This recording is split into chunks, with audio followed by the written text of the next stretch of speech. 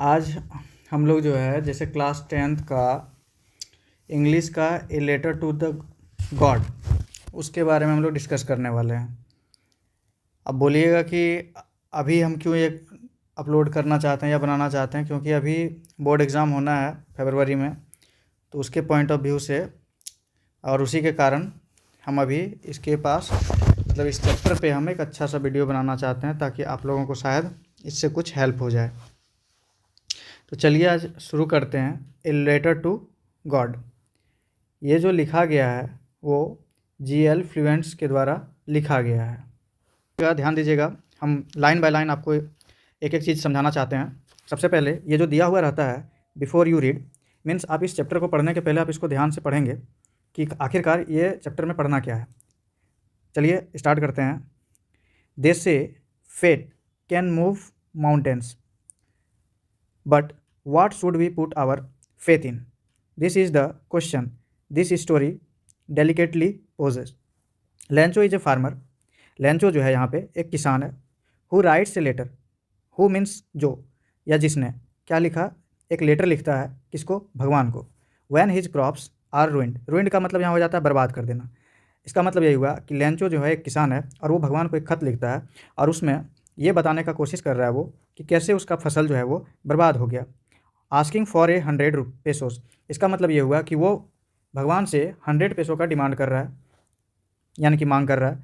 Does Lencho's letter reach God, तो हम लोग इस कहानी में ये सीखेंगे या देखेंगे आगे चल करके कि क्या ये जो खत है वो भगवान तक पहुंचती है या नहीं पहुंचती है। Does God send him the money, इसका मतलब ये हुआ कि क्या भगवान उसको सही में उसके लेटर के बदले पैसा भेजता है या नहीं भेजता है।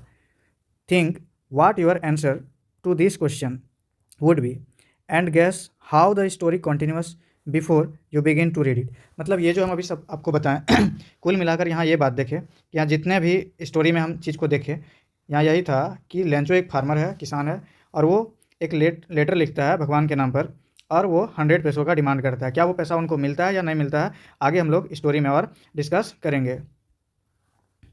तो आप ये देख सकते हैं ये एक लेटर का टाइप है, इस तरह से लेटर को लिखा जाता था, तो ये उस समय के अकॉर्डिंग ही ये लेटर को दिखाया गया है। चलिए अब स्टार्ट करते हैं कहानी को बहुत ही अच्छे से। सबसे पहला बात द हाउस, यहाँ पे अगर आप थोड़ा ग्रामर को भी साथ ही साथ देखते चले तो यहाँ द हाउस बोला गया है।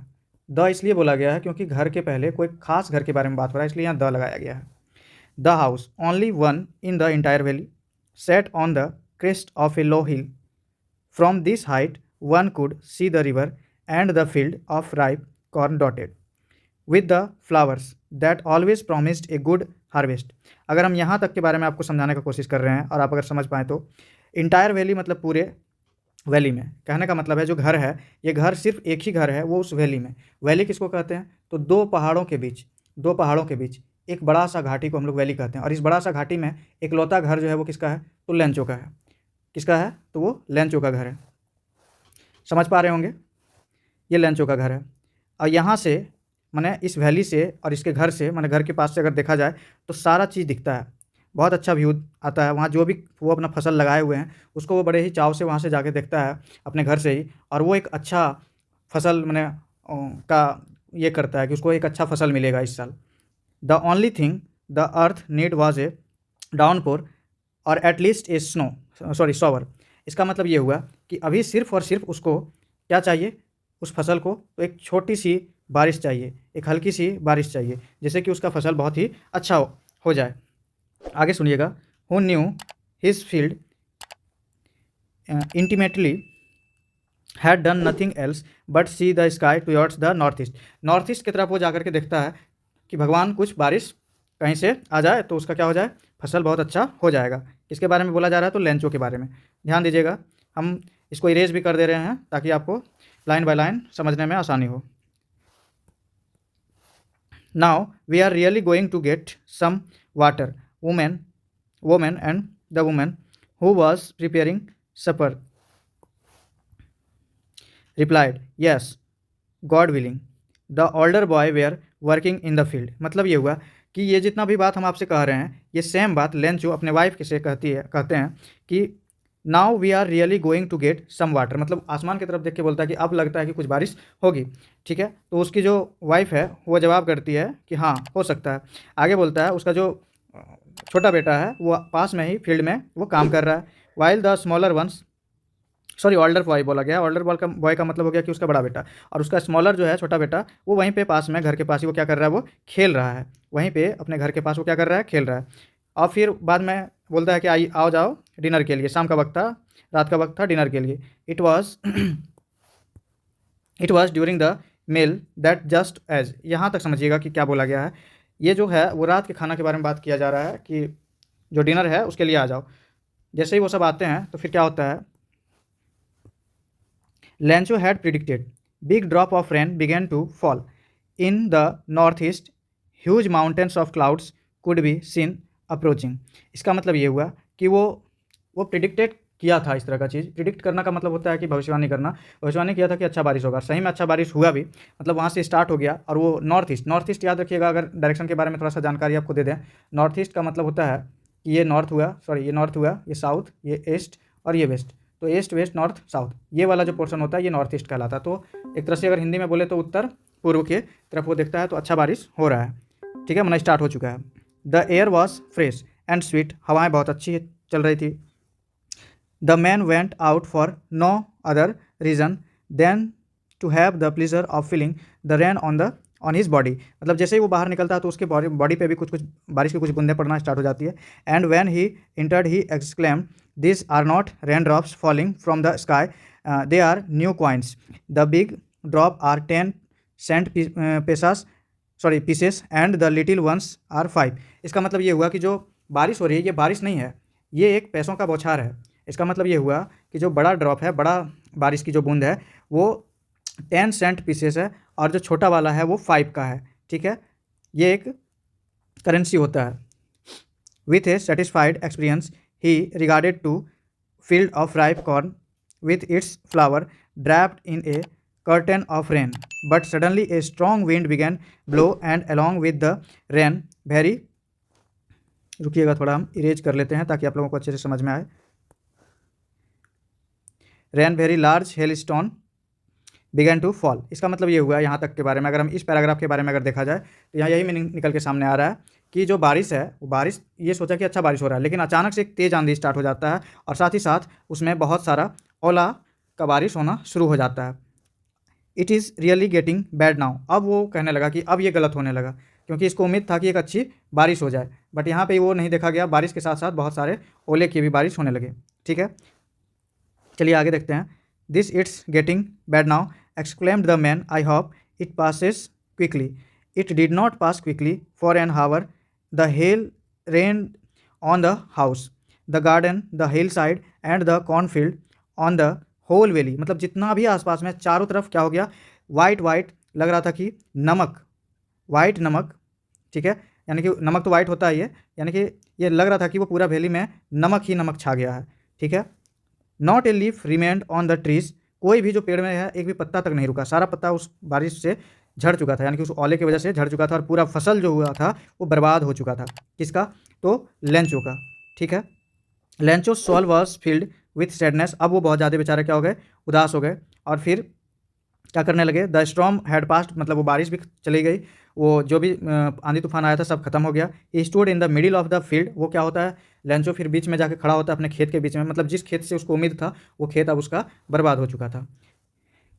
Have left more than this, the hail has left nothing this year, we will have no corn, मतलब वो आप कहते हैं कि इस साल शायद पूरा फसल बर्बाद हो गया, अब हमको कोई भी कॉर्न नहीं होगा। कॉर्न का मतलब मक्का होता है यहाँ पे, इस बार मतलब कोई भी मक्का यानी कि कोई भी खेती या फसल जो है उसका अच्छा नहीं हुआ।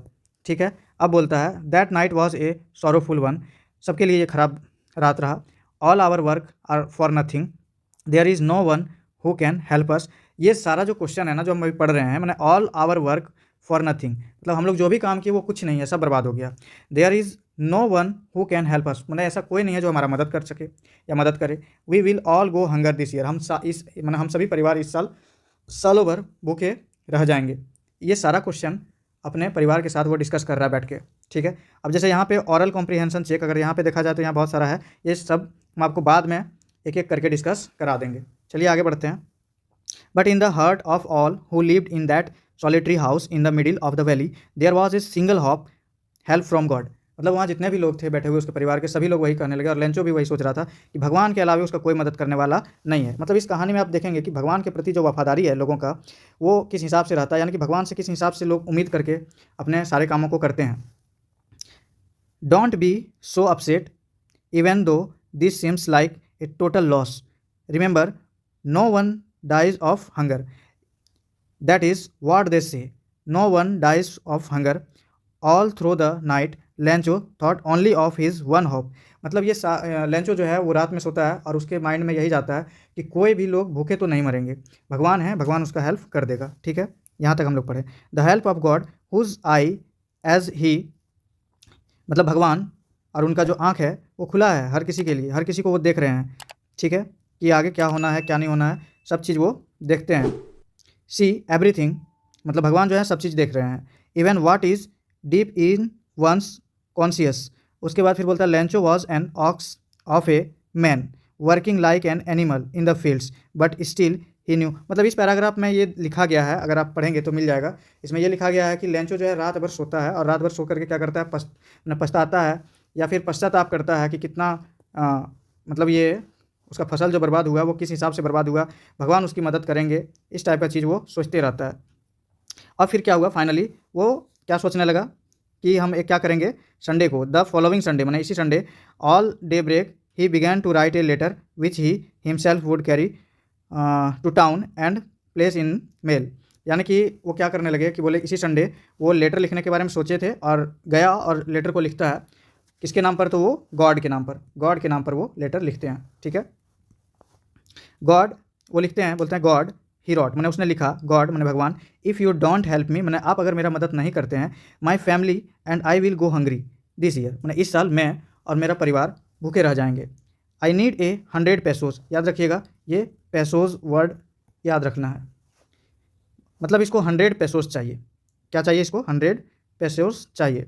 इन order to sow my field again and to live until the crop comes because of hail storm. वो मतलब सारी जो घटना घटती है वो सारे घटना के बारे में उस लेटर में वो क्या कर देते हैं, मेंशन करते हैं भगवान के नाम पे लिख करके। ही रॉट, उन्होंने लिखा, टू गॉड, भगवान को, ऑन द इन्वेलप, एक इन्वेलप में, put the letter inside and still ट्रेवल went to town at the post office he placed a stamp on the letter and dropped it into the mail box. मतलब वो mail box में क्या कर देते हैं, उस लेटर को डाल देते हैं। ठीक है, वन ऑफ द एम्प्लॉयज़, उसमें से जो एम्प्लॉयज़ का मतलब हो गया वहाँ पे जो कर्मचारी हैं, वो सभी कर्मचारी में से एक कर्मचारी, हु वॉज ए पोस्टमैन, जो कि क्या थे, एक पोस्टमैन थे, and also help to the post office, went to his boss laughing heartily and showed him the letter to God. मतलब जो पोस्टमैन होते हैं, बात यही होता है कि पोस्ट ऑफिस में ले जाकर के हम लोग लेटर को डालते हैं। ठीक है, वो जो बॉक्स बना हुआ रहता है उस बॉक्स से क्या करता है पोस्टमैन, निकाल करके और वो अंदर ले जाता है और वहाँ जाके दिखा रहा था। वो जो पोस्टमैन था, लेंचो के द्वारा लेटर को लिखा, लेंचो के द्वारा लिखा गया लेटर को क्या किया, लिया और अंदर जाके दिखाया और वहाँ हंस पड़ा कि देखो ये कैसा मूर्ख है, भगवान के नाम पर क्या कर रहा है, ये लेटर लिख रहा है, आखिरकार भगवान इसको पैसा कैसे भेजेगा। वह मैंने ये सब बात बोल करके वो हंस रहा था। ठीक है, never in his career as a postman had he known that address. मतलब वो पोस्टमैन बोलता है कि अपने पूरे करियर में हम कभी नहीं देखे हैं कि भगवान के नाम पर या भगवान के एड्रेस पे कोई खत लिखा गया हो। The post master a fat amiable, यानी कि जो पोस्ट मास्टर है उन्होंने भी, देखिए यहाँ पे एक लिखा गया है अमेबल, अमेबल का मतलब होता है फ्रेंडली। ठीक है, and pleasant, friendly and pleasant, ये जितने भी वर्ड जो साइड में जो लिखे हुए रहते हैं आप लोग ये याद किया कीजिए या इसको समझा कीजिए कि आखिरकार ये वर्ड है क्या ये। ठीक है, चलिए आगे बढ़ते हैं। यहाँ देख लीजिएगा, ए फैट एमेबल, एमेबल मतलब वही होता है friendly and pleasant fellow, also broke out laughing but almost immediately he turn serious and tapping the letter on his desk commented what faith, I wish I had a faith of the man who wrote his this letter starting up a correspondence with God. यहाँ पे मैंने वो लोग हंस तो रहे थे लेकिन हंसते हंसते फिर उन लोगों में कुछ विचार आया, उन्होंने सोचा कि आखिरकार ये जो आदमी है वो कोई ना कोई चीज़ सोच के ही भगवान को क्या किए होंगे, खत लिखे होंगे।